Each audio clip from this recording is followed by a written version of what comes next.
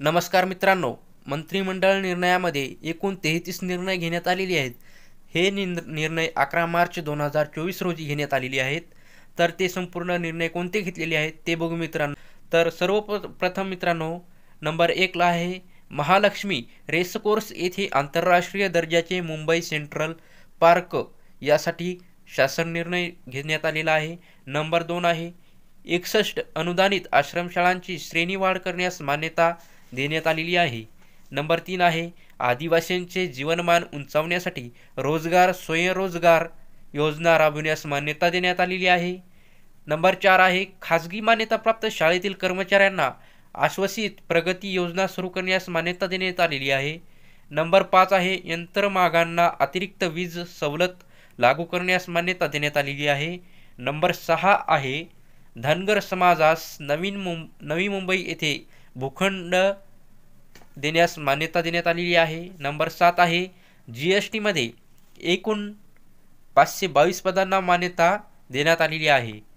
Number 8 आहे BDD गाळेधारक व झोपडपट्टीधारक यांना दिलासा मुद्रांक शुल्क कमी करण्यास मान्यता देण्यात आलेली आहे.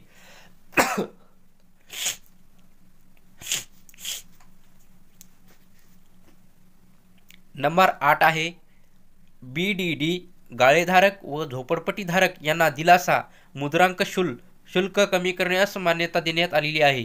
नंबर 9 आहे पुणे मेट्रोच्या 3756 कोटीच्या कामास मंजुरी देण्यास मान्यता देण्यात आलेली आहे. नंबर 10 आहे MMRDच्या 24,000 कोटीच्या कर्जास हमी देण्यास मान्यता देण्यात आलेली आहे. नंबर 11 आहे शासकीय दस्तावेजावर आईचे नाव बंधनकारक आहे.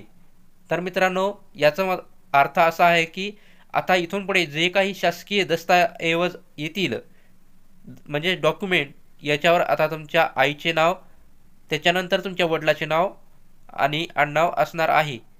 तर नंबर 12 आहे छत्रपती संभाजीनगरला राज्याचे अल्पसंख्याक आयुक्तालय, प्रत्येक जिल्ह्यात अल्पसंख्याक कक्ष यास मान्यता देण्यात आलेली आहे.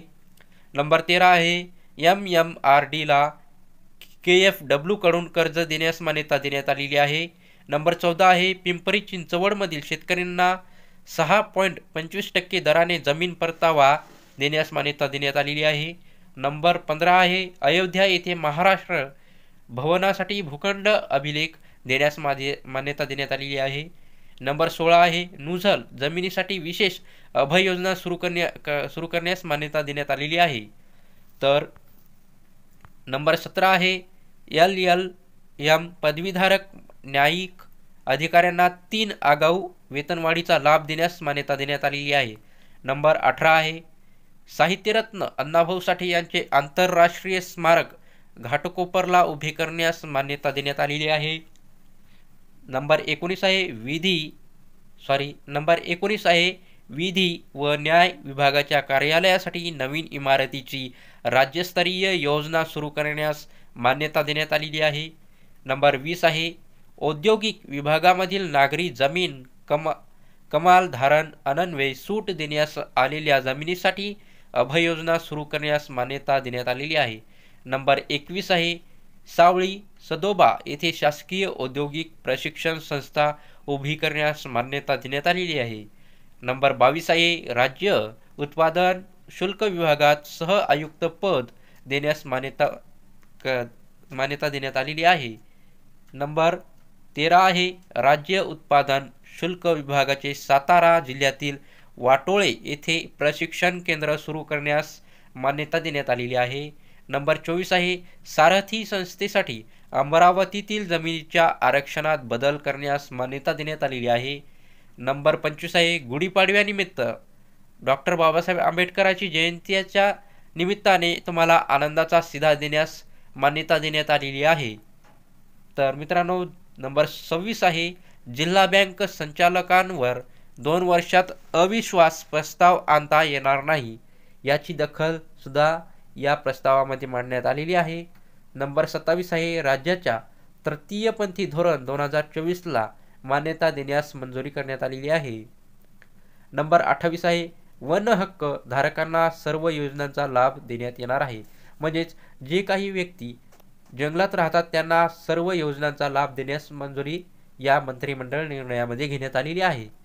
नंबर 19 आहे गिरणी कामगारांना घरकुले देण्यास मान्यता देण्यात आलेली आहे. म्हणजेच मित्रांनो, जे काही पुरुष असो स्त्री असो जे गिरणीचे काम करतात त्यांना घरकुले देण्यास मान्यता देण्यात आलेली आहे. नंबर 30 आहे डॉक्टर होमी भाभा स्टेट युनिव्हर्सिटीमध्ये 2 शासकीय महाविद्यालये बनवण्यास मान्यता देण्यात आलेली आहे. नंबर 31 आहे 75 अपूर्ण सिंचन प्रकल्प पूर्ण करणार यासाठी मान्यता देखील देण्यात आलेली आहे. आणि 32वा आहे जलसिंचन ग्राहकांना वीज दर सवलत योजनेस मुदतवाढ देण्यास मान्यता देण्यात आलेली आहे. आणि शेवटची जी आहे ती आहे राज्यातील जिल्ह्यांच्या विकासाला चालना देण्यासाठी ह्या शासन निर्णयामध्ये मान्यता देण्यात आलेली आहे.